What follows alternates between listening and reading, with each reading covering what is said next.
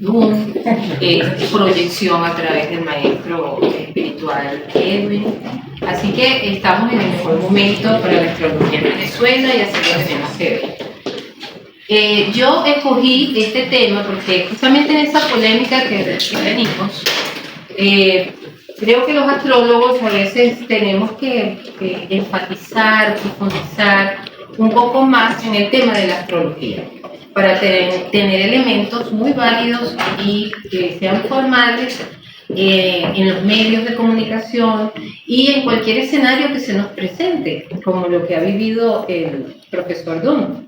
Entonces, vamos a ver que la astrología, la mal querida de las ciencias, está en una dicotomía, ¿no? Está entre lo que es lo científico y lo que es lo religioso o espiritual.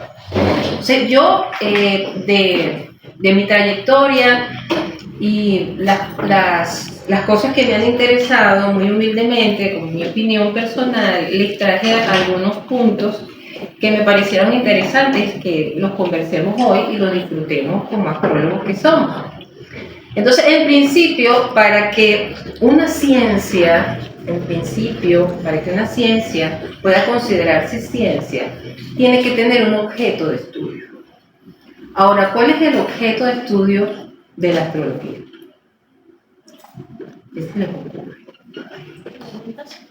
¿Qué estudia la astrología? Los planetas. Bueno, ahí hay una cantidad de literatura astrológica que dice que la astrología estudia los planetas. Hay otra que dice que estudia los ciclos planetarios. Pero hay otra que nos dice que esos son los medios para estudiar otra cosa, que Platón la llamaba la naturaleza humana. Y los más antiguos, escuelas herméticas de antigua sabiduría, nos hablaban de algo aún más elevado, que es la naturaleza divina. Entonces, vemos que la astrología puede ser aún más profunda de lo que puede ser simplemente un pronóstico. La astrología puede ir más allá del destino. Vamos a ver qué cosas debemos de considerar desde el punto de vista científico para categorizar la astrología como una ciencia. En principio existe una ciencia que se llama la etimología, que estudia las ciencias. Estudia si algo puede ser ciencia o no. Y para que algo pueda ser ciencia o no, tiene que ser verificable y razonable. Verificable es que tiene que ser observable. Yo lo puedo ver, o lo puedo medir, o tener instrumentos que me lo constaten, me lo verifiquen. Y si no, tiene que ser algo que sea razonable. Pero para que sea razonable, ese razonamiento tiene que ser universal. O sea, que la lógica que yo uso aquí en Venezuela, la usan en Rusia, la usan en Estados Unidos, y es la misma y se aplica para estudiar eso. ¿Ok? Allí tenemos el problema. La astrología no es verificable. No hay algo que realmente te pueda determinar que lo que tú estás diciendo sea así. No desde el punto de vista instrumental, no desde el punto de vista experimental.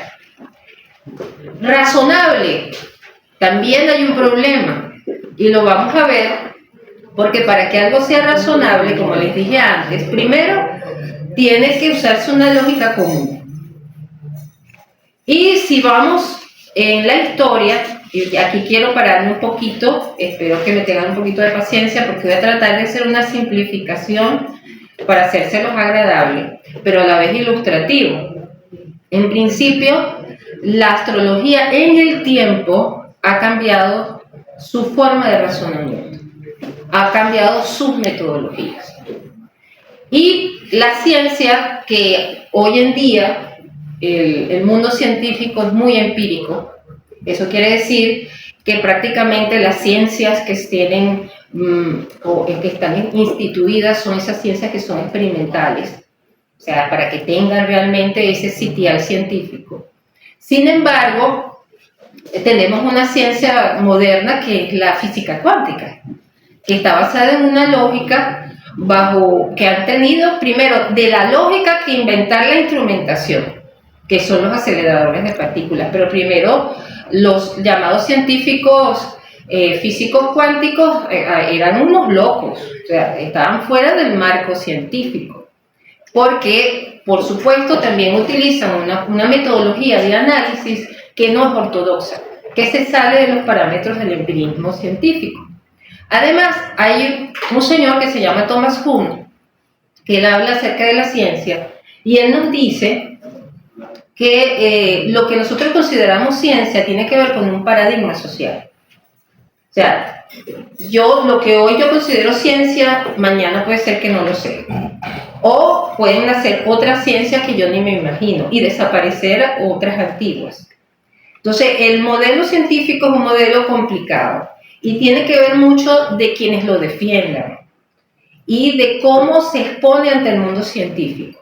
La astrología no ha tenido representaciones muy válidas en ese mundo científico para ser defendida. Tal vez hoy en día los llamados filólogos, que son los que traducen manuscritos antiguos, se han dado cuenta que prácticamente toda la historia de la humanidad está basada en la astrología.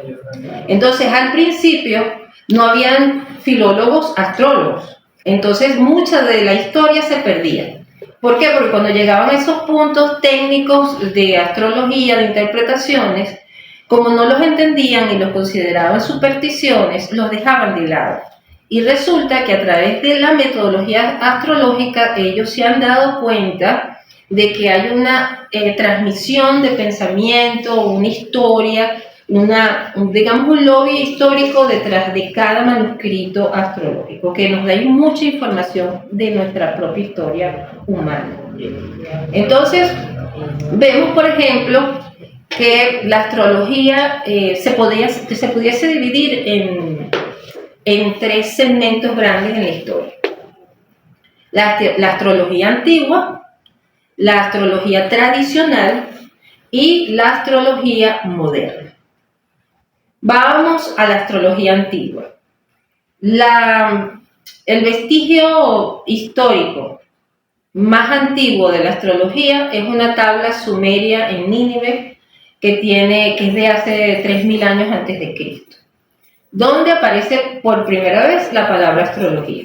Aparece primero la palabra astrología que la palabra ciencia y que la palabra religión, porque ni la ciencia ni la religión existían en esa época con las concepciones que existen ahora. De hecho, la astrología, entre todo lo que ellos estudiaban, que además quienes estudiaban eso, era la casta más alta, era la casta más culta, era la casta sacerdotal. Entonces, esos que estudiaban astrología, además que eso era hermético y se consideraba que no todo el mundo servía para eso, prácticamente eran escogidos, eran ungidos los que iban a entender ese mundo. Entonces, esa élite era la que tenía el dominio de la información. Y esa primera astrología era una astrología que es lo que se llama expofacta. Expofacta es que primero ocurría el hecho y después le buscábamos la explicación. Se murió el rey. Eso fue porque hubo un eclipse. Lo anotaron.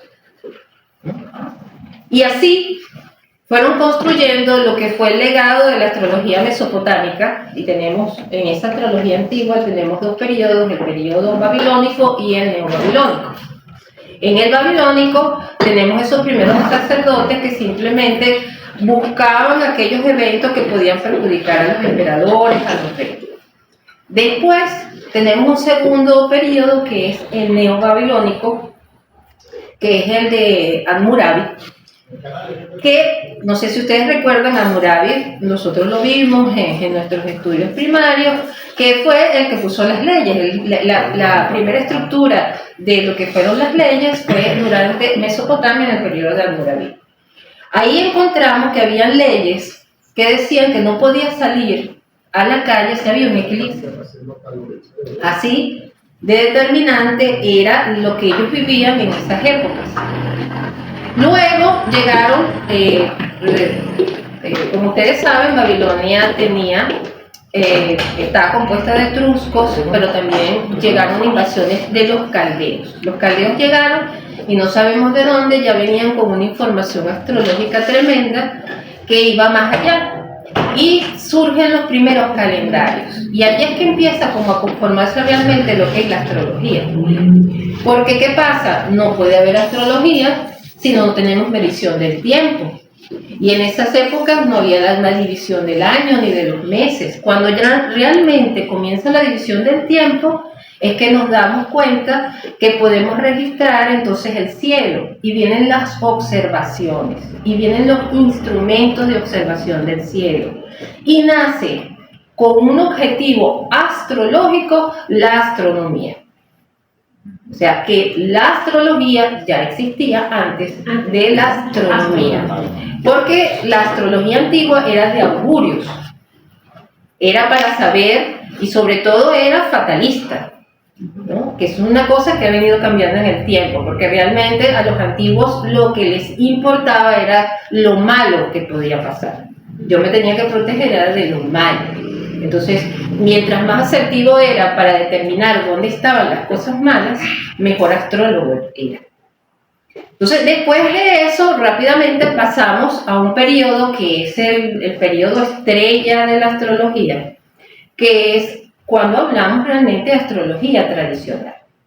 Que de Egipto, en la época de Alejandro Magno, cuando Alejandro crea la Gran Alejandría, con la biblioteca de Alejandría, se crean las escuelas de astrología con una combinación de culturas donde participaba, por supuesto, la cultura egipcia con los tratados de Hermes Trismegisto, que son tratados totalmente esotéricos, ¿verdad? Que tienen que ver con una visión de una gnosis, y ahí vienen los gnósticos precristianos y los gnósticos postcristianos. No sé si han oído hablar de los manuscritos, los evangelios apócrifos de algunos de los evangelistas o de los apóstoles que están en Coda, están en Egipto, se han encontrado en Getsemani, en Egipto, que hablan justamente de cosas, a pesar de que eran cristianos, hablaban de toda la filosofía hermética de Egipto.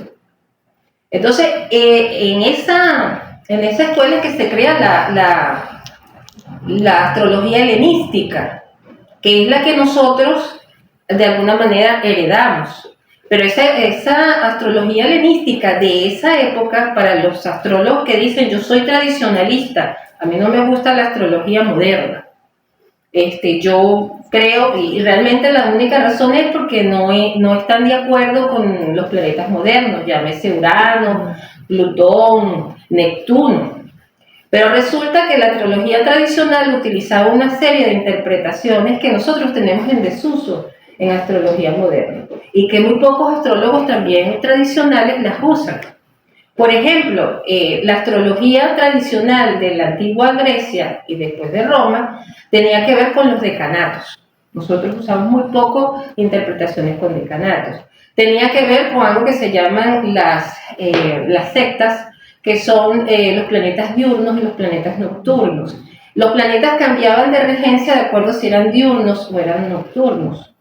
También los planetas se ascendían, que más o menos lo vemos con los aspectos aplicativos y separativos, que tampoco lo usamos mucho y que son sumamente importantes para ellos. Entonces vemos que esa astrología era de mucho detalle y era determinística. Y eso se va a ver más en el periodo romano, porque cuando llegamos a Roma, y ahí yo les recomiendo que lean bastante todo lo que pasó con los emperadores de Roma y la astrología, porque eso son unas telenovelas. Entonces, por ejemplo, Tiberio, el emperador Tiberio, tenía una casa, o sea, de veraneo, y tenía un precipicio, y ahí tiraba a los astrólogos. Los astrólogos que primero no le decían cosas que se cumplían, porque así había una ley que sentenciaba a los astrólogos si se equivocaban. Pero también había una ley de que si tú hablabas mal del emperador, por eso los emperadores le tenían tanto miedo a los astrólogos y por eso los mataban y por eso los perseguían y los expulsaban de Roma, si no eran del séquito que ellos tenían. Porque la gente creía tanto en la astrología que si venía un astrólogo y decía que el rey se iba a morir, todo el mundo lo creía. Entonces ellos evitaban eso porque políticamente era contraproducente.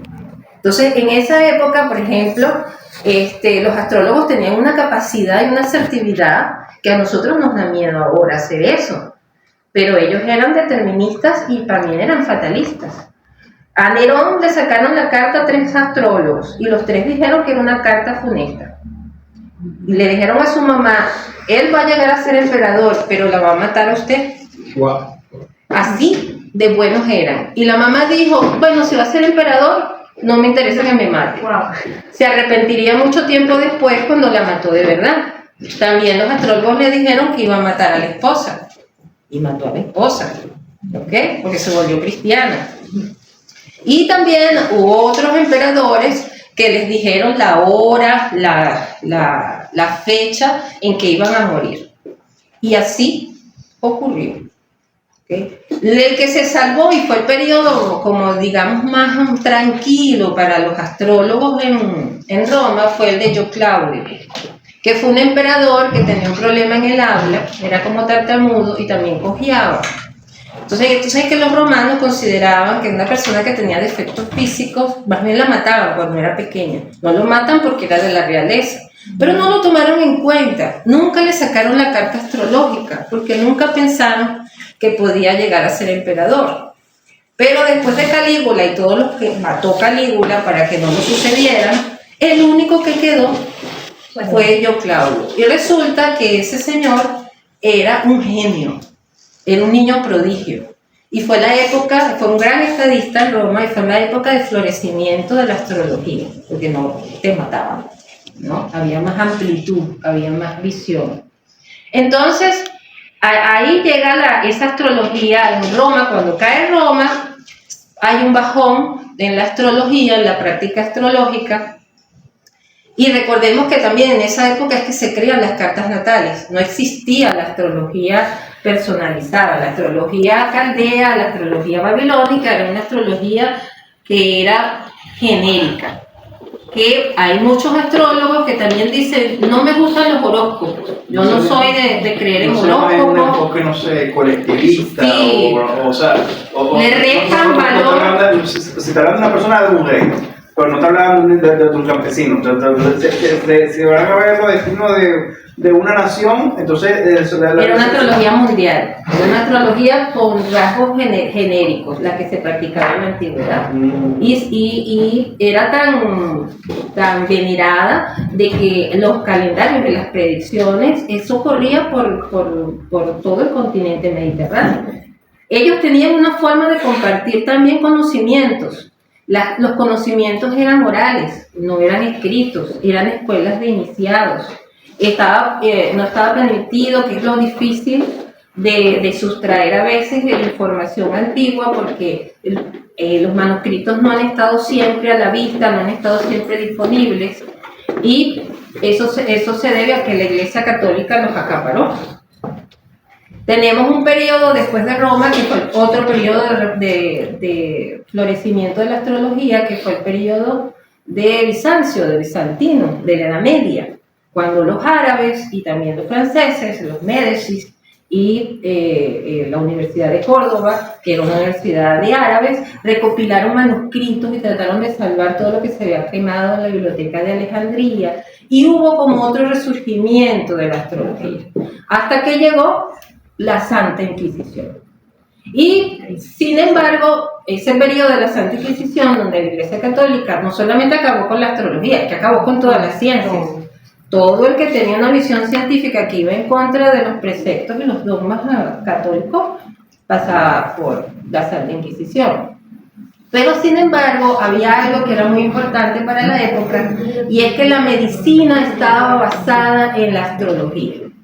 En la Edad Media, todos los herbolarios, los lapidarios, que era como usar piedras para sanar a otros, las plantas, todo estaba basado en ciclos astrológicos, en recomendaciones astrológicas, a tal punto que el juramento hipocrático, que eso mucha gente lo desconoce, tiene preceptos astrológicos donde dice: no puedes operar cuando la luna esté en el signo que rige el órgano que está enfermo. Y así muchísimas otras cosas. Entonces, justamente Nostradamus era médico, estaba estudiando medicina y por eso era astrólogo. Y así como eso, tenemos muchos científicos que, como Copérnico o como Kepler, al mismo Pitágoras, que los admiramos por ser padres de la ciencia moderna, de ciencias básicas, pero resulta que ellos no les interesaban los títulos ni de geometría, ser padre de la geometría, ni ser astrónomo, porque el fin último de todo eso era que ellos eran astrólogos y pertenecían a logias secretas, a logias espirituales, y practicaban la astronomía y los descubrimientos astronómicos para hacer astrología. Entonces, esa época de la Edad Media también fue muy bonita, tuvo su bajón. Sin embargo, después vino una época de oscurantismo, de ocultismo, y entonces los mismos curas, los mismos clérigos estudiaban en las abadías todos los manuscritos, todos los compendios astrológicos, y se creaban logias secretas. Y se creó en Europa una escuela que realmente es la que le debemos, digamos, era más que una escuela, era un movimiento, que es el movimiento teosófico, con Madame Blavatsky, que rescata toda la astrología antigua, sobre todo la oriental, sobre todo la grecorromana, y hace un compendio, una obra maestra de esoterismo, que se empieza a divulgar por toda Europa. Y hay un señor que los ayuda a ellos mucho, que se considera el padre de la astrología moderna, que es Alan Leo. Alan Leo tiene varios libros, hace bastantes estudios y trata de convertir la astrología, porque él decía que la astrología era algo muy complicado y para enseñárselo a los occidentales era algo sumamente difícil. Y entonces él hace realmente simplificaciones y trata de hacer la astrología algo digerible, algo que se pueda aprender rápido, algo que la gente occidental lo pueda aprender y lo pueda utilizar. Y bueno, la astrología comienza a tener otros adeptos, hasta que llegamos prácticamente a la astrología de hoy en día. La astrología de nosotros, la astrología moderna, es una astrología más psicológica. Nosotros le quitamos prácticamente, le sustraímos toda la parte esotérica. Tratamos de que no nos digan brujos, ¿no? La astrología estaba muy ligada a rituales, a ceremonias. Si nos vamos a las diferentes corrientes espirituales, nos vamos a dar cuenta de que la astrología lo marcaba todo. No podemos sacar la astrología de la historia, porque si sacamos la astrología de la historia, no hay arquitectura, no hay arte, no hay filosofía, porque la astrología era la madre de todas las ciencias en la antigüedad.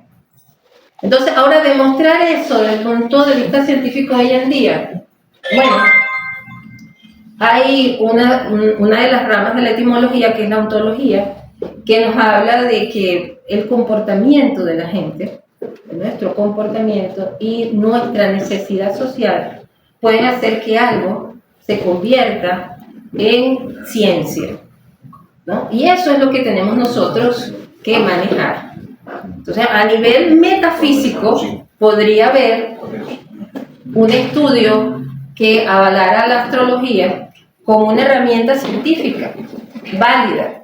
Hay un señor que es Paul Taggart, que escribió en una publicación en Nueva York 3 aspectos por los cuales él consideraba que la astrología era pseudociencia.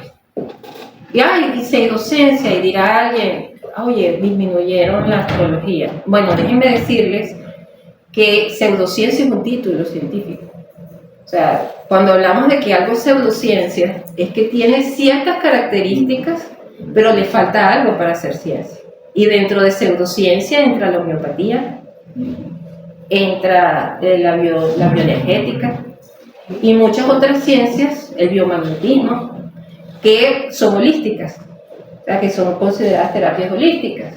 Entonces él decía, por ejemplo, lo que les acabo de decir, es una protociencia, es la madre de otras ciencias. ¿Cómo no la vamos a considerar dentro del mundo científico? Tiene método científico. Usamos métodos de observación, usamos cálculos matemáticos, usamos geometría. Estadística. Y estadística, bueno, la estadística, el experimento de Carlson. O sea, hay una herramienta que nos ayuda mucho a poder, de alguna manera, fomentar la astrología dentro del mundo científico, y es la estadística, las probabilidades. O sea, hay, por ejemplo, bueno, adelantar un poquito, el experimento de Michel Vauquelin, que él estudió los movimientos diurnos de Marte y se dio cuenta de que eran directamente proporcionales a atletas famosos. Y sacó una estadística de eso. Y eso es un método científico que ayuda de alguna manera a comprobar que la astrología se da. Pero el tema es que son en esos eventos que son comprobables, son cosas físicas que yo puedo realmente cuantificar. Pero cuando se trata de la personalidad, o sea, cuando yo estoy realmente interpretando personalidad, la astrología subjetiva, es muy difícil eso demostrarlo científicamente. Tenemos el experimento Carlson de 1985, donde se le entregaron, 28 astrólogos participaron y se le entregaron a las personas cartas astrológicas, pero que no eran suyas. A ver qué pasaba. Algunas eran tuyas y otras no eran tuyas. Y resulta que de las que no eran, el 50% dijo que estaban conformes. Se identificaron con eso. Entonces, bueno, eso trajo toda una polémica, porque entonces eso era en contra de la astrología. Pero hubo muchos astrólogos que dijeron, sí, pero ¿qué aspectos se identificaron? Porque es que pueden haber aspectos generacionales en una interpretación astrológica donde tú te vas a identificar.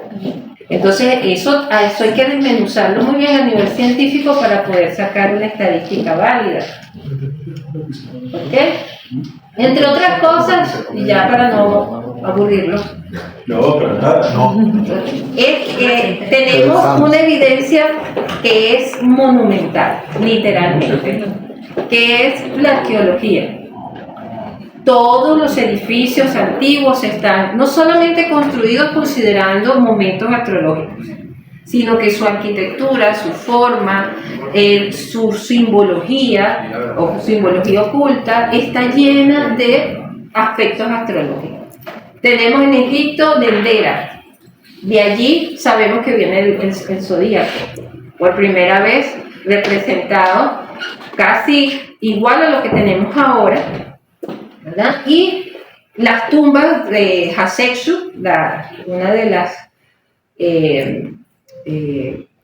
faraonas de Egipto, tenía el zodíaco en su tumba. O sea, así de especial, de importante era para ellos la energía zodiacal. Sabemos la pirámide del Sol en Yucatán, en México, toda su configuración, los ciclos de los equinoccios, todo está representado en esos edificios. Los edificios sacerdotales tenían vista directa a ciertas estrellas. Y tenemos otra simbología que está, mira, que es realmente secreta, podríamos decir que la Meca, ¿verdad? La Cava, esto se llama la Cava de la Meca, que es el edificio donde tienen una piedra meteórica que ellos adoran y rezan y dan vueltas alrededor de ella. Pues esa forma de cubo y negro es una forma de representar a Saturno en la época babilónica. Y según las tablillas babilónicas, Saturno era otro sol que había hace 600.000 millones de años. Y entonces se le rendía homenaje. Y bueno, resulta que casualmente esta figura tiene esa representación. También tenemos la mezquita de la Roca, llena también de simbología. Los árabes son un poquito más amplios con la astrología que los católicos. Sí. Y la iglesia, por poner una entre tantas, esta es la de San Pedro, existe un libro que se llama El misterio de las catedrales, de Julio Anelli, que habla, que de ahí también dicen que los masones fueron los que construyeron todas las iglesias europeas, y todo eso está lleno de símbolos paganos y símbolos astrológicos. Todos símbolos astrológicos, y aparte que cada obelisco, por lo general, las 4 puntas del obelisco están direccionadas cada una a los 4 signos fijos. Sí, bueno, el evangelio como tal, los 12 apóstoles representan los 12 signos zodíacos, las 12 tribus de Judá, el tema de los 4 evangelistas que están representados cada uno por los signos fijos. La iglesia de San Pedro tiene el zodiaco igual. Arriba, sí, en el techo. Y luego vamos a ciertos eventos culturales que son, digamos, son más que simples hechos históricos, son bases de la historia de la humanidad. Entonces tenemos, por ejemplo, que la guerra de Alejandro Magno, que lo nombramos hace rato, cuando pelea con Darío, definitivamente se ocurre un eclipse. Alejandro Magno era más supersticioso y creía tanto en la astrología que él no es el primero en atacar, porque la creencia era que si atacabas primero perdías la guerra. Y definitivamente son los persas que atacan primero y son los que pierden la guerra. El nacimiento de Jesús y la muerte de Jesús están marcados por eventos astrológicos importantes, interpretaciones importantes. A nivel de comercio, hay manuscritos en Grecia donde decía: el barco se perdió, Mercurio estaba retrógrado y la estrella tal ascendía sobre la constelación de Ofiuco. Ese barco no va a aparecer. Entonces, cosas así que te dicen que además la astrología era leccionaria, o sea que ya hacían preguntas y ya la gente hasta comercialmente la utilizaba. Luego tenemos eventos que celebramos, las Navidades, que están justamente en las fiestas saturnales, una sincretización que realmente hizo la Iglesia Católica para poder tapar todo el paganismo y toda la reverencia que había hacia los dioses que son representantes astrológicos. Épocas del año, bueno, Halloween,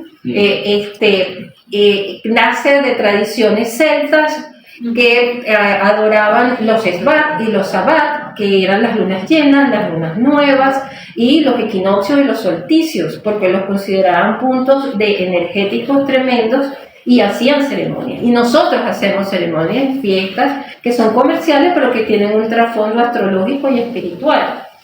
Y podemos decir, bueno, la que tuvimos hace mucho de la entrada, hablando de los chinos, que también no hemos hablado mucho de eso, pero toda su cultura se mueve alrededor de su astrología.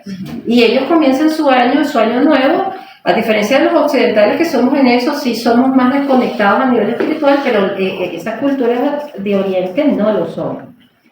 Y bueno, la Iglesia Católica, su liturgia, si revisamos la liturgia católica, cuando hacen tipos de misas, tipos de eventos espirituales, está relacionada con eventos astrológicos. Por ejemplo, la fiesta de San Juan, aquí en Venezuela, que se celebra tanto. O sea, estamos hablando del solsticio de verano, del equinoccio de verano.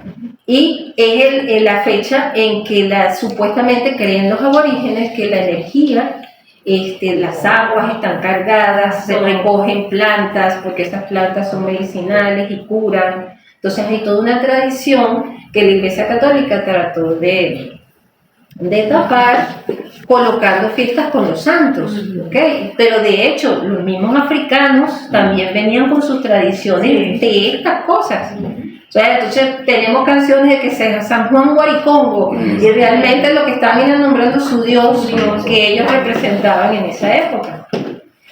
Y bueno, la experiencia actual. Ya para terminar. Experiencia actual. La astrología actualmente es algo del día a día, es algo extraordinario de lo que estamos viviendo en nuestra época. Independientemente que sí tenemos que tener mucho cuidado de cómo la practicamos y de que tenemos que ser técnicos a la hora de decir las cosas.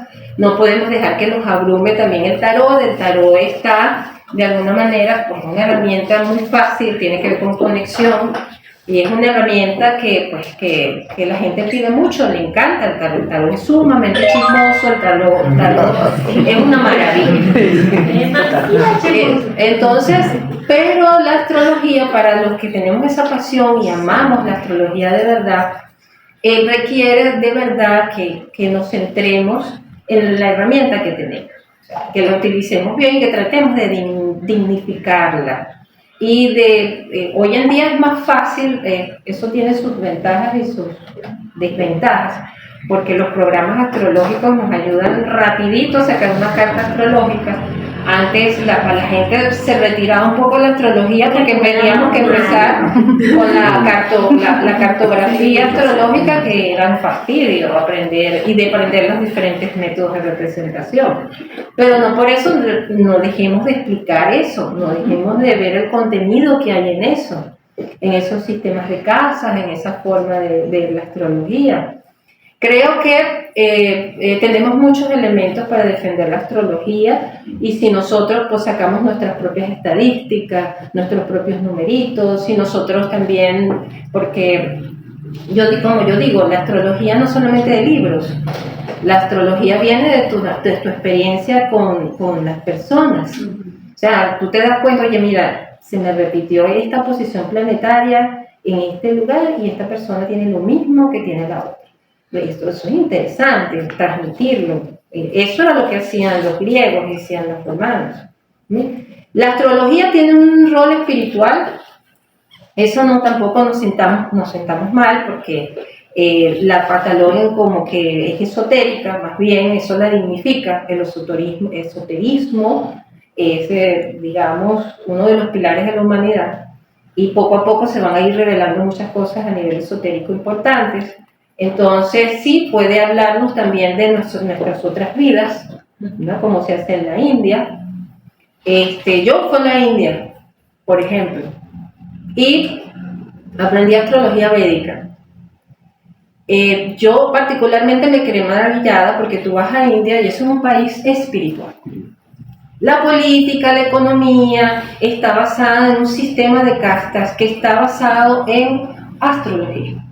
Tú naces y te ven tu carta natal, y dependiendo de lo que tú tienes allí, saben a qué casta tú perteneces y con quién te puedes casar. Hay un periódico, no sé ahorita porque me imagino, no sé si eso habrá desaparecido, pero hay un periódico que se publicaban las cartas navanzas, que son unas cartas que se calculan para varias parejas. Y esas cartas se comparan con la carta natal del que va a ser tu pareja. Si tú tienes una buena navanza, vas a tener un buen dote. Entonces las muchachas de Alcurnia publican ahí sus cartas para buscar marido. Y si encuentran un astrólogo que dice, mira, tu carta coincide con esta, vas a tener un buen dharma, ellas se casan. No se conocen. Eso es así, eso funciona así. Y cuando yo fui, yo quería que me hiciera mi carta.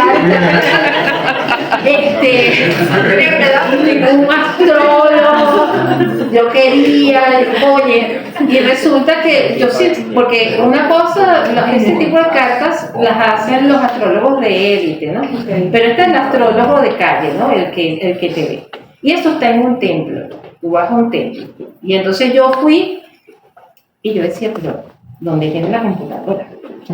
¿De dónde me va a sacar? O sea, porque yo veía que la gente entraba y salía así. Y yo decía, ¿cómo me va a ver la carta? O sea, ¿cómo es esto? Bueno, cuando yo llego, resulta que el señor tiene un término, ese tipo de astrólogo, un término que es el palmistre. Entonces él me pide mi mano. Entonces, es que me va a leer la mano. Entonces él me empieza a decir, yo conozco mi carta natal védica, me empieza a decir dónde tengo los planetas y cuáles tengo exaltados. Yo tengo exaltado Mercurio y tengo exaltado Júpiter. dice que tengo esos planetas exaltados, y yo digo, este hombre puede ver los planetas en la mano. O sea, me está hablando de astrología. Y eso es extraordinario. Eso es como para estudiarlo. O sea, pero ¿quién lo estudiaría? Alguien que sabe astrología. Claro. Alguien que sabe astrología. Y él me dijo, vas a tener un buen dote. Fue lo que el final de esa interpretación. Entonces, ir a India es vivir lo que a lo mejor vivieron nuestros antiguos, donde todo te hablaba de espiritualidad. Entonces, bueno, nosotros los occidentales tenemos que reconectar, a lo mejor a través de la ciencia cuántica, con nuestros preceptos espirituales importantes. Bueno, señores, esto es todo lo que tengo para ustedes.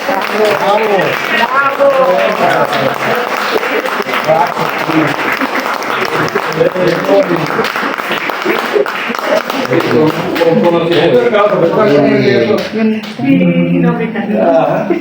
Bueno.